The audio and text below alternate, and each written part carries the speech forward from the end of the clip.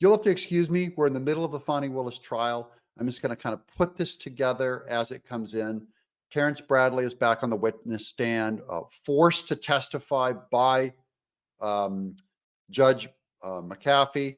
And it's clear someone the state got to Terrence Bradley and said, you shut up or you're floating face down in the river. Someone got to him because his whole story changed. He is now going to lie and he's going to cover up Nathan Way. He's going to cover up for Fani Willis because someone got to him. So he changed everything. Let's get to him and you'll see the flop sweat of the mess of the empty hull of a man.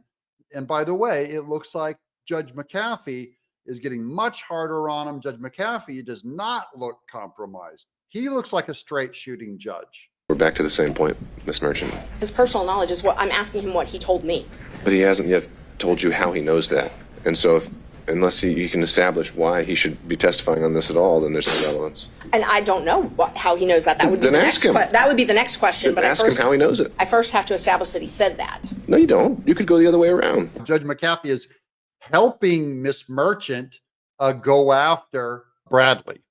So that's where we start. That's just to set the room. By the way, welcome to Doug in Exile. I'm Doug Tenaple. I hope you guys will subscribe if you want more Fani Willis news.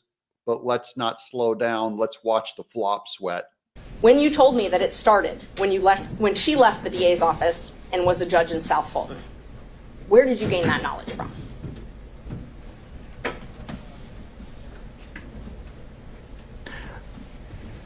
Well, I'm going to object because his testimony a few minutes ago is that he did not recall making that statement. All right, I'll overrule that. Mr. Bradley, answer the question if you can. Okay, so Mr. Bradley's sitting there just frozen, can't even answer.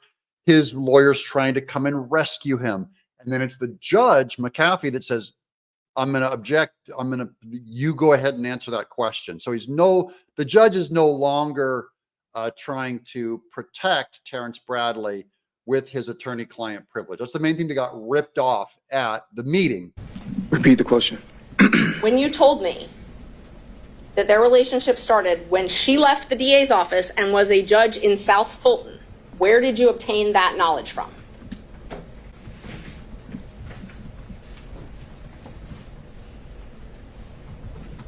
I was speculating. I didn't have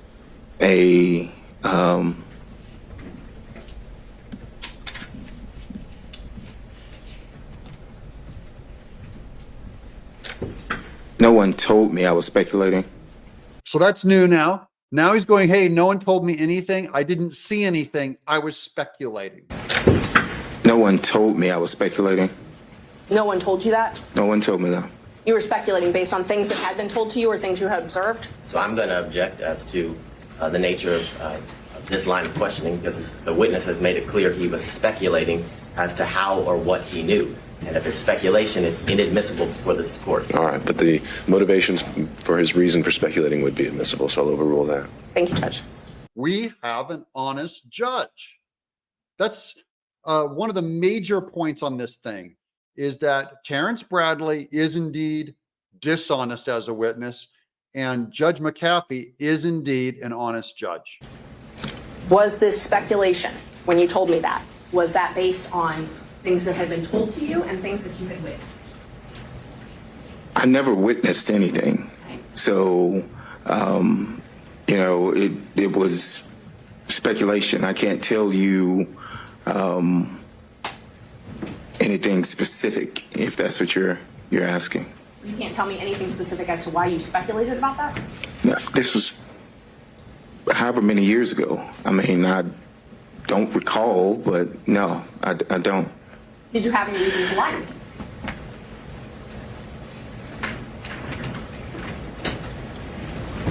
I don't know if speculation is lying, but... Oh, yeah, it's lying, and you're lying. By the way, he keeps looking over her shoulder back at his lawyers. They're giving him some kind of hand signal, and that's going to be confronted by Merchant in just a minute. Let's keep going. Well, let me just show me where in this text it says you're speculating. You didn't ask me if I was speculating or guessing. I didn't ask you, but tell me if it says anywhere here that No, this is speculation. If this is the same one that you just showed me, it does not. And you're welcome if you need to look at your text. Is there anywhere in here that indicates that you didn't have knowledge of this No. relationship? So she's setting up a kind of making the case in the negative. Look at this piece of paper. Back when you gave us the testimony that you knew that Nathan Wade and her had a relationship before they were supposed to. Did you ever tell us you were speculating? No. No, I'm going to object. The line of questioning Your Honor directed counsel to explore is where he got the knowledge.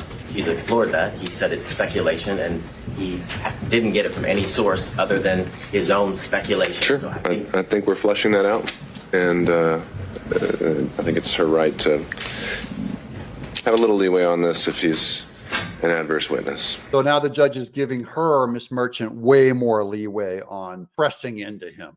So it's clear what happened. I think it's clear to everyone in the courtroom what happened. How do you have knowledge? What knowledge did, well, you just told us. You told us Mr. Wade told you. So tell us what Mr. Wade told you about Miss Willis and Mr. Wade meeting at the Evans office.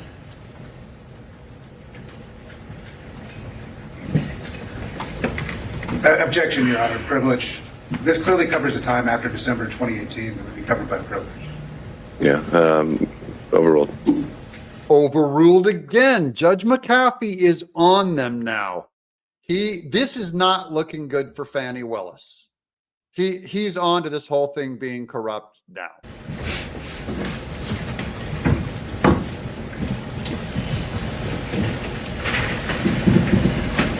You recall the question, Mr. Bradley? I do not. All right. You re-ask the question, Ms. Merchant. What did you learn from Mr. Wade? I was clarified that's where you learned it from. About Mr. Wade and Miss Willis meeting at the Evans office together.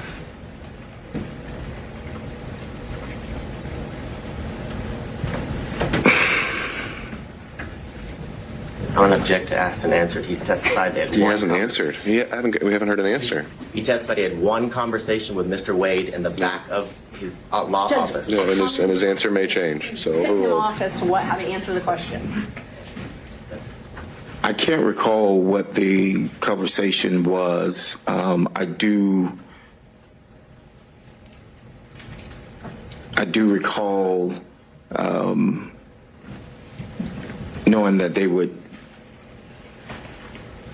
he would go down to the office or had been down to the office, but I can't tell you in what capacity or when or any of that. No. Mr. Wade told you that they had sex at that office, though, correct? I don't recall him stating that. No.